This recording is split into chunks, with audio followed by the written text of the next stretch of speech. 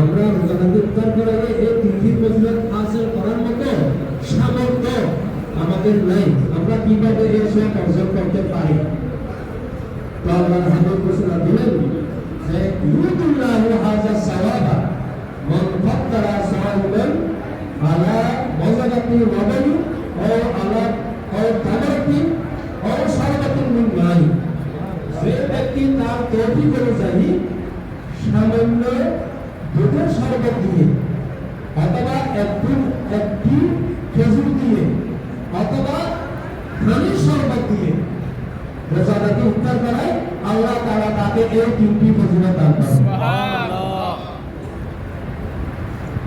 আর যার তৌফিক আছে সেই তৌফিক অনুযায়ী রোজাদারকে পরিপূর্ণ দিতে পারে। ওমান আসবা সাইলেন সাকাহুল্লাহু মিন আরদি শারবাতান লা ইয়াজমাউ হাত্তা ইয়াদখুলাল জান্নাত। সুবহানাল্লাহ। যে ব্যক্তির তৌফিক আছে সেই অনুযায়ী রোজাদারকে পরিপূর্ণরূপে পরিতৃপ্ত করে ইফতার করাই, তাহলে আল্লাহ তাআলা তাকে আমার হাউজে কাউসার থেকে পানি পান করাবেন, উনি আর বেহেশতে প্রবেশ করা পর্যন্ত তার কোনো তৃষ্ণা রাখবে না। সুবহানাল্লাহ।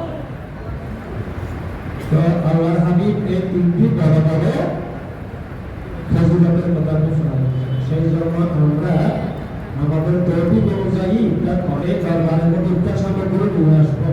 ইফতারের জন্য টাকা দেবো।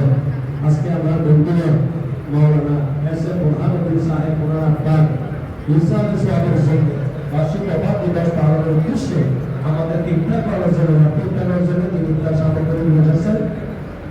আল্লাহ তার পক্ষ থেকে